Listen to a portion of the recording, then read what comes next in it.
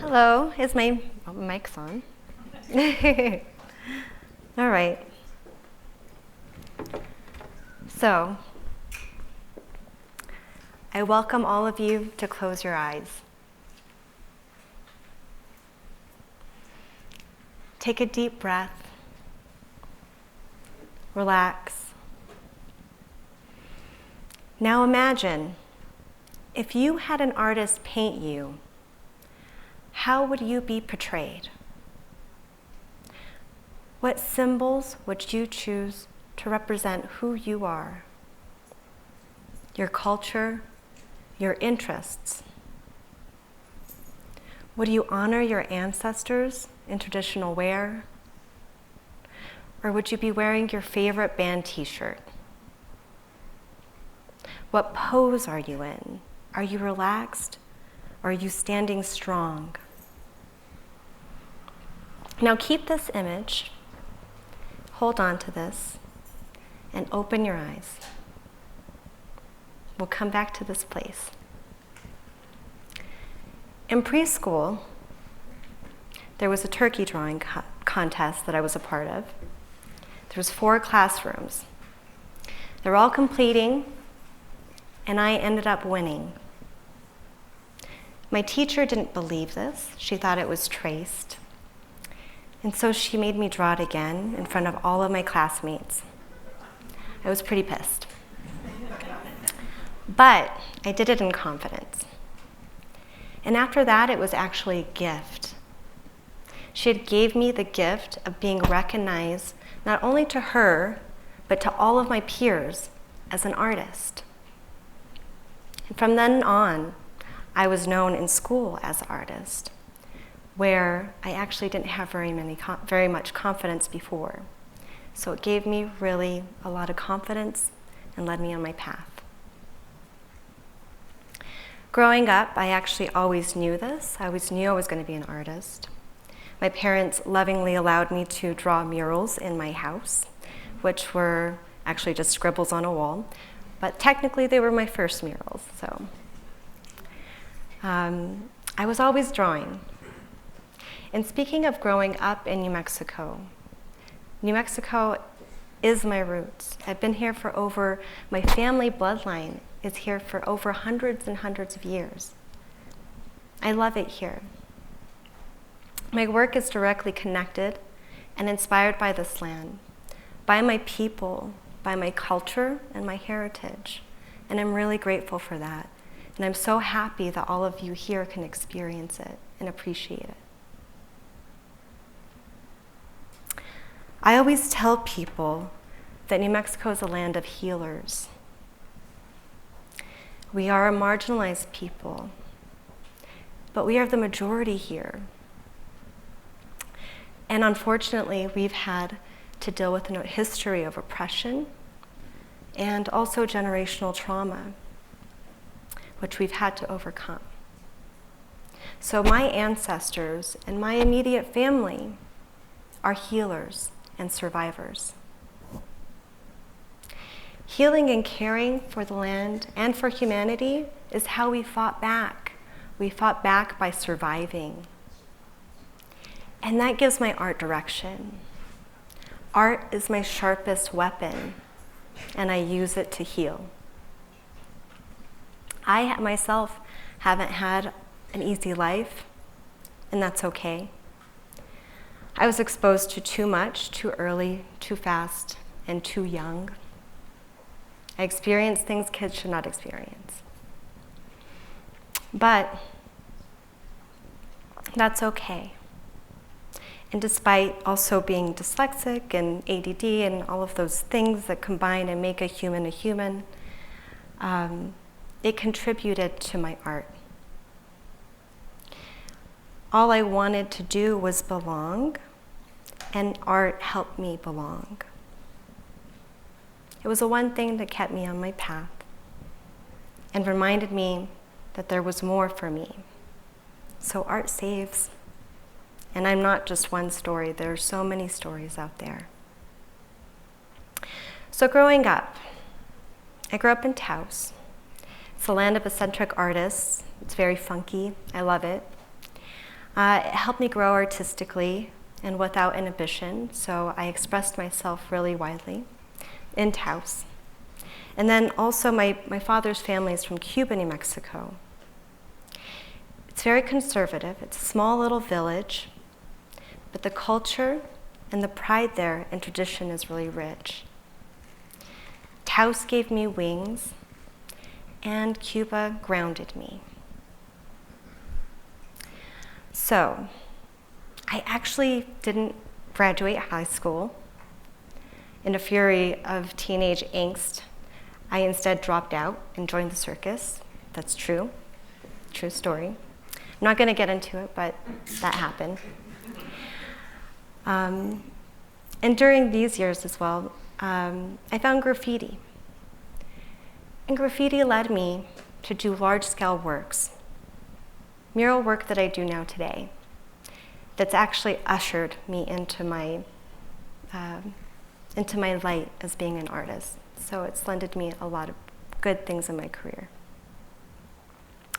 My murals are meant to reflect the culture and the mission of the space in which they inhabit. Do we have United? Great. And because of a mural, I'm here today. Not this one. This is probably one of them. It's another mural. That's also one in Albuquerque. But this one is where I met Ellen, the person we all know and love. Art brings people together. Murals are very approachable art. Ellen approached me. Now look at us. This is great. So, yeah, I didn't graduate high school, but I did in fact graduate from college. And I struggled with it because I am dyslexic, but I made it my business to do so because I wanted to be the first in my family as a woman to graduate. And so I did that. And I took my time, and I was doing a lot during that time. It was really formative. I curated a lot of pop-up shows, a gallery for a while. Those things really lent to my career. I learned how to manage other artists and therefore myself. And I also really established myself as an artist in my community. One of my main projects I actually started in college, and I'm still doing to this day. It's a collection of photorealistic oil paintings of incredibly remarkable women. And I tell their story using symbolism from their heritage, their personal interests, and what they want to show, how they want to be portrayed. I take great care with each story, building personal and supportive relationships with each of my participants. That's really important in order to be able to render them, and they're human. In this project, I strive to celebrate not only their resilience and their beauty, but I want them to be able to inspire other women, and even anybody that are going through similar situations like them on their own path. I feel like artists are visual historians. Intentionally or not, we reflect and we create the culture. So it's important for our stories to matter and to tell the stories that matter to you. The stories of women, especially women of color, is my lived experience. Therefore, I've made it my business to tell her story. Representation matters to me, and the things that matter to you should start with you. I feel like art makes us better human beings in general. I don't want my viewers to only see a beautiful face, a beautiful image. I want the viewers to see how remarkable this person is and how I see them. To get to know them and possibly relate to them be inspired by that person, and feel empowered on their own journey. Understanding leads to connection, and connection leads to empathy. And I want my art to do that. So I welcome you to do that in your life as well, because it's not just art that does that, it's when you follow your path. So I have another project. It's called Women Without Borders. And it's where I work with refugee women specifically. My other project is local. So I only work with women from New Mexico and women of color. For this format, it's basically the same. I create paintings that illustrate their personal journeys. And I do this to hope to bring attention to the issues that they face and have overcome, as well as educate and activate people around the subjects and the issues. I'll tell you about 3 women that I've worked with and had the pleasure of working with. I actually traveled to Berlin, and I met Aya, Raja, and Sania. I'll start with Aya. This is Aya. So, Aya is a refugee twice removed. She's originally from Palestine, and then she had to be a refugee going to Syria, and then, in turn, Berlin. She's in Berlin now, very happily. A large part of her life, she's been fleeing violence and been trying to find home. The drips on her shawl, on her hijab, are the tears of happiness and as well as hardship on her journey. Aya and her husband were separated while she was pregnant and while she was transitioning. And this was really hard for her. But now they are together, and their home base is in Berlin. So the 2 flowers on the side, they're purple, her favorite color. And they represent her child and her husband and how they're growing roots in Berlin together. The calligraphy behind Aya reads in Arabic. It says actually read, because in the Quran it's very, very important. Education is very foundational. So she has made it she's on a journey for education, and she's getting a degree in media science, which I'm really happy about. She also is an artist herself. She does photography, so the circle behind her is kind of like the symbol of a lens. She wanted that to be there.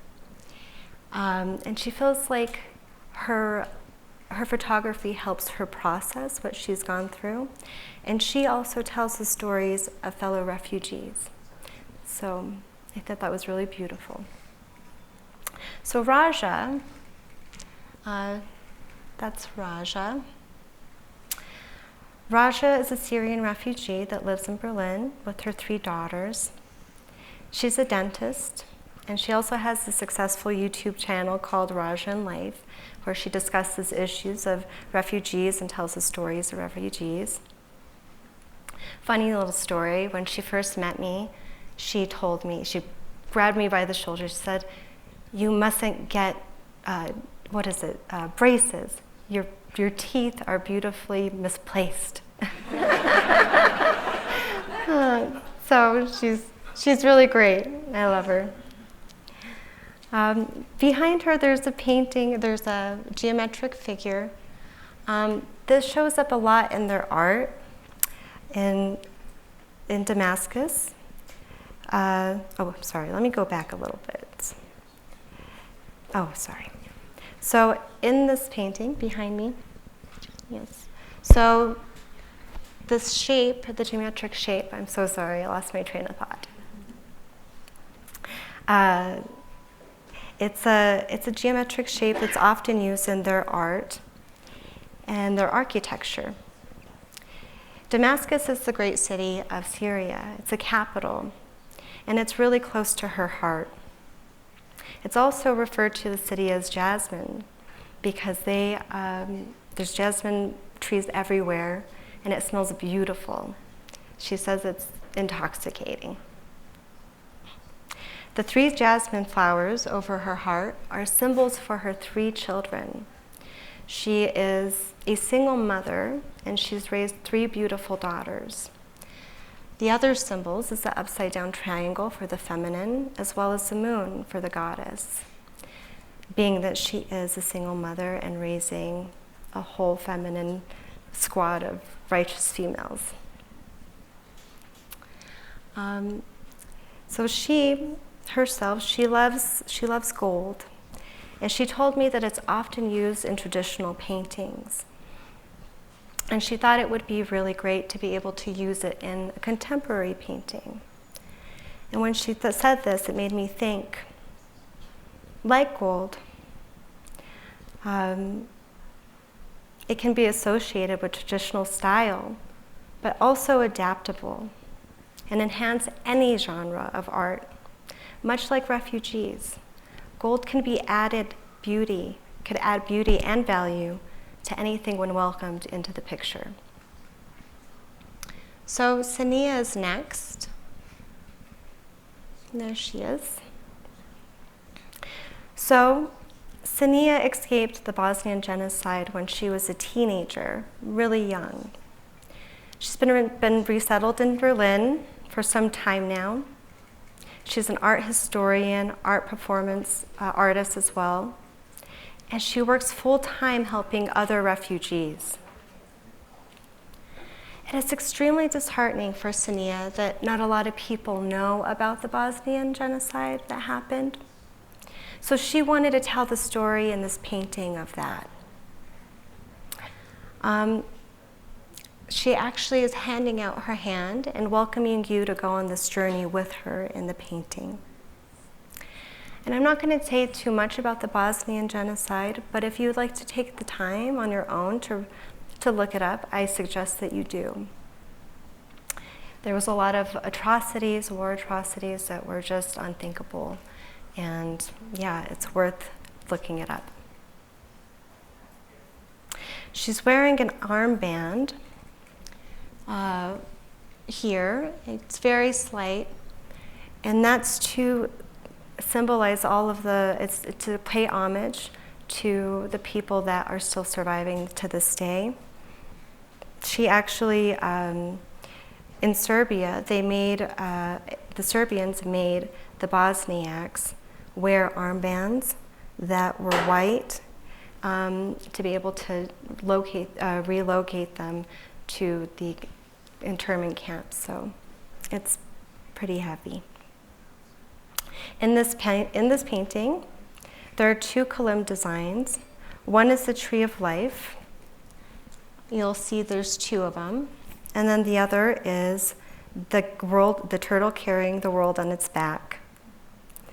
These 2 symbols stand for durability and safety, which Sania has embodied.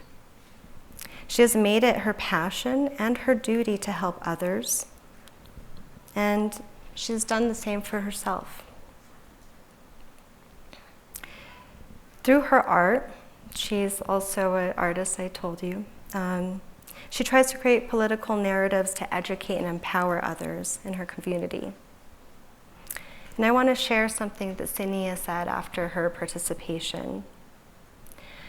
She said, "Trauma feels sometimes as losing parts of your soul.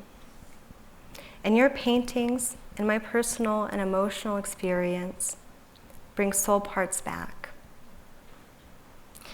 So it was a real honor to work with all of these women. I've worked with so many.